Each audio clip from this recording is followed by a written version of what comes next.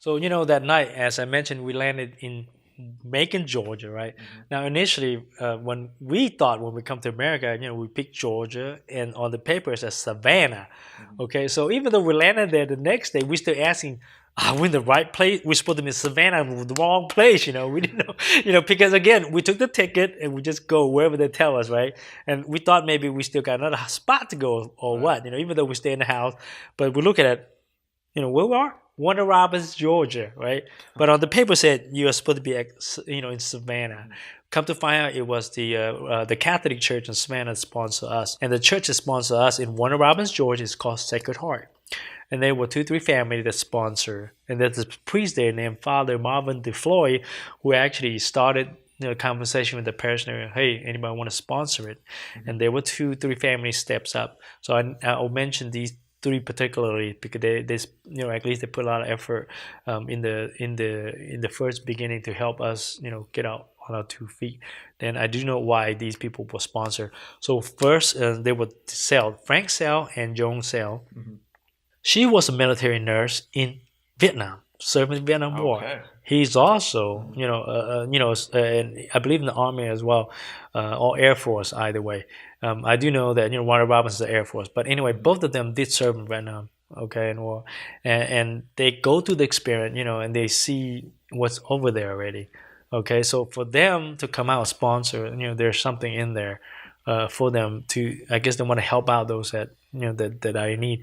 And the other is John LaVecchia and Shirley LaVecchia. He's also in the Air Force and was also, with the military as well. Anyhow, they sponsor. And the other family is there's Tom Cooper, Elizabeth Cooper, and there's one other one, Wysowski, Pam Wysowski. I forgot her husband.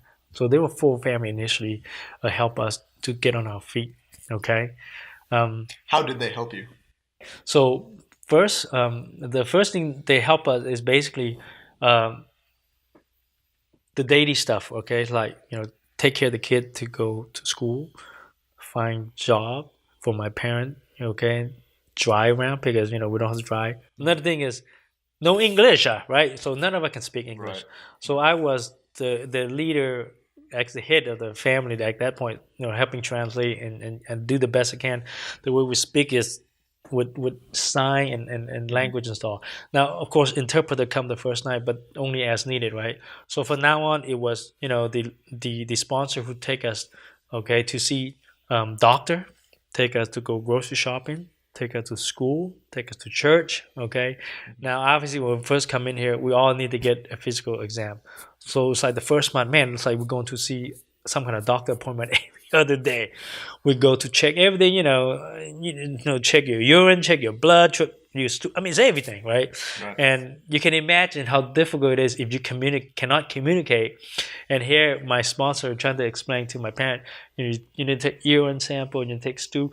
Literally, you cannot explain it. Yeah. Draw a picture, you have to sit down, squat down to explain how to do all these things. It's like, how do you expect to do this? You can't communicate. So somehow, I don't know what, but message got across, so we were able to get that done,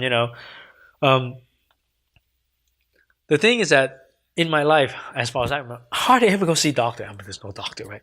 And that first few months, so many doctors. We got teeth check, never even like a teeth check, ear or eyes, the whole body, Anyway, it's amazing that how in this few months they did all the checkup they can with us.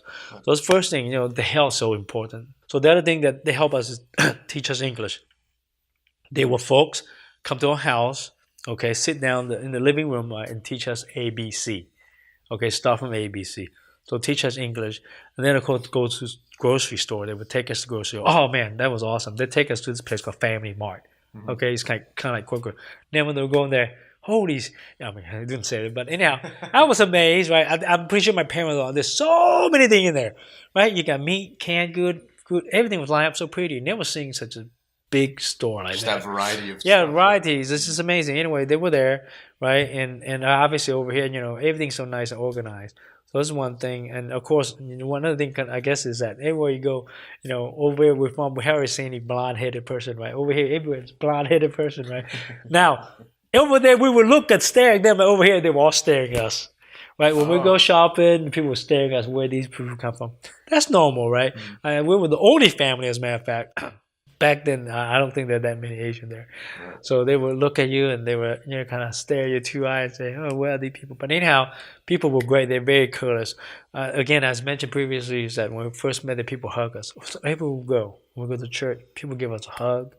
Okay, people will welcome you. I mean, they were so friendly. These people are from church and all.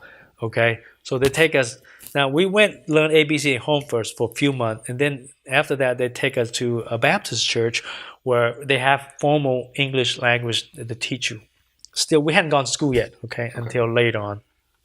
Then later on, they take us to school. But anyhow, mom, none of us can drive. So they would have to take mom and dad and go to interview for job. Mom was doing cleaning. Or she had, people had to take her to different house to interview to do house cleaning. Dad couldn't find much job, so they end up help him do dishwashing at this Chinese restaurant. They don't want to hire people, so he went do dishwashing. I think they pay him $300 a month, which ain't too bad, to support the family. Okay, so he washed dishes, and of course, it's an amazing thing is that the church sponsors us. The utility, everything is all paid for. They help us pay for it. And the house, there's a lady, Lucy Kirkland, wonderful lady. She let us leave the house, charge rent for $100 a month. For the first 6 months, she didn't charge us nothing. She let us leave for free. And later on, she just paid $100 a month. Okay, and the utility, again, the people, I guess, they help pay for all that. Okay, I do know for the first 2 years, on and off, they pretty much help us with the finance, get us to school, teach us English, buy groceries for us and all that utility. Pretty much help us everything. And then we were able to, or my parent at least financially able to support us. We would go to school, obviously, they would come pick us up, drop us off, this day in and out. And of course, Catholic Church, right? So every Sunday, they would come pick us. Here's the thing, on Sunday, different people would drive to our house and rotate, take us to church. Wow. So that's how I get to know America the first 2 years. I couldn't speak language, any English back then. Didn't really learn it until about 2 years later, fluently to speak, to speak. So everything was hand, you want, eat, drink, everything is just, using your hand to sign language pretty much to communicate for a long time. And of course, this struggle for mom, can't speak English. I do know that in the beginning she cries a lot because she can't speak English and can't communicate and all. And of course, dad, he just work and come back home. And so that was the life when we first got here, going through the same process. Everybody, my parents do their work, we go to school. Okay, so that's the first part of living here in the U.S., learning to speak the language. Right. So that's a huge barrier, right? I mean, so you really for the first 2 years were adapting almost constantly with the healthcare and language, and I think. But one of the things that's helped you through, you talk about this a lot, is the church. So the church served as this buffer to the culture shock, right? Like if you had to, if you had to get anything done, you would. Yes, they would help us. Yeah, no, yeah. It's more than just buffer, but at least they would prep us. Yes. Anything we do is okay. We're gonna take you to see doctor. We'll take you to this place, that place, or kind of help us with, and the family. Eventually I said few family, but actually eventually, throughout that 2 years, the whole community chipped in to help us out. It's just amazing. The stuff they can donate. Clothes, shirt, food. It's just amazing. They cook soup. Funny thing is that again this. I'll tell you a funny story, learning the first 2 years, we hardly ever had milk, no fresh milk. So I remember one time going to a sponsor's house, take us all there, and they got this bowl of Cheerio, round thing cereal. Cheerios, yes. Oh, and it looks wonderful, smells great, I had hop in there, we thought this is great. Everybody eat it, and milk it tastes kind of strange, No. Anyway, we all kind of didn't say much, but swallowed it and all. Oh. But they go home and night up, everybody got diarrhea. Never drink milk. We never drink milk. So everybody had to go to the bathroom all night long. Oh my God. We never had milk before, and you're not used to the lactose, Right. So first time drink milk, and that's what happened. So we learned. So slowly all the kids adapted. We drink milk, then it's okay. But anyhow, also tomato soup. I remember Tony Thornton, who was a wonderful guy, helped us family a lot. Had bring a big old pot of tomato soup with ABC, ABC, alphabet soup. Alphabet soup. Oh, it's funny. We had it, they had it so sour. We thought tomato soup. We never had tomato soup before. It's just not. So a little bit different. It was great. Learn to eat hamburger. Back then, this obviously after a few years back, I remember our treat every Sunday after church that we go to Burger King for Whopper. Whopper, yes. Man, I tell you, that was a treat. So Whopper was great. Every Sunday after we go to church, come back, and then my dad would take us to go to eat Whopper. It's one of the things I remember a lot. That's awesome. But anyhow, throughout. But the first 2 years, learn English. Learn how to say things. It's just funny. So many things we say it wrong.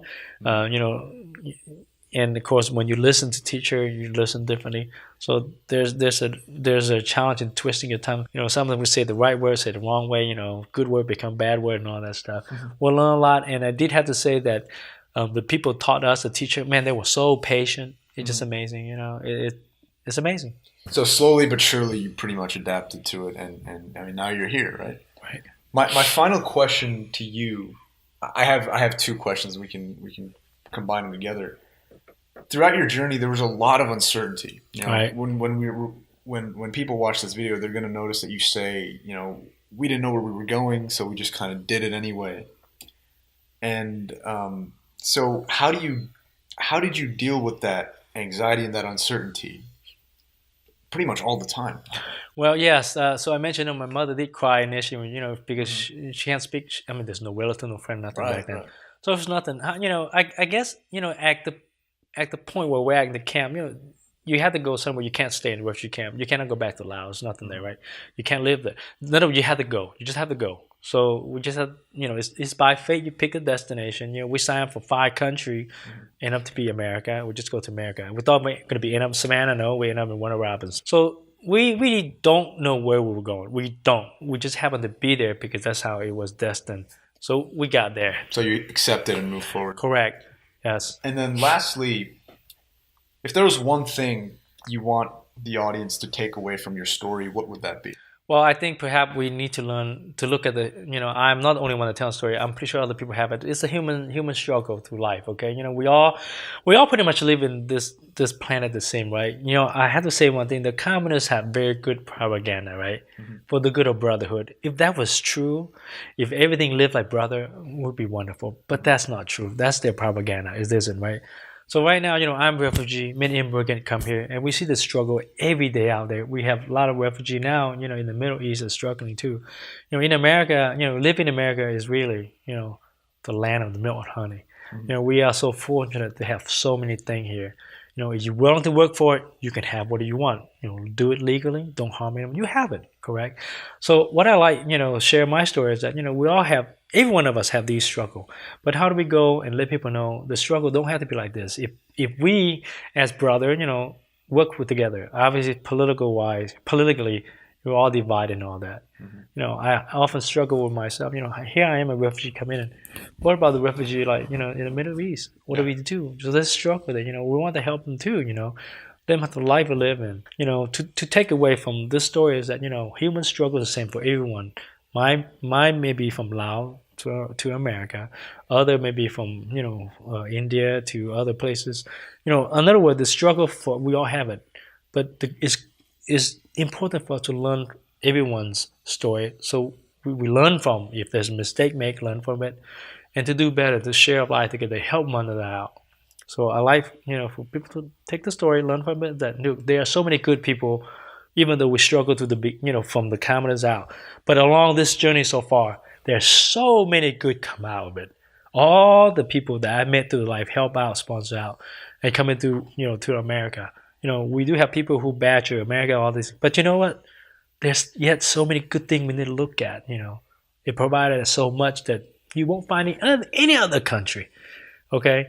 Yes, there's bad things started off this, but look at all the good things that at least I have received it. And I'm pretty sure a million other people who go through the same also have received that. Okay, so I'm fortunate and really lucky to be here in one piece after all these years. Didn't get shot or nothing. Yeah. Thank you so much. Thank you.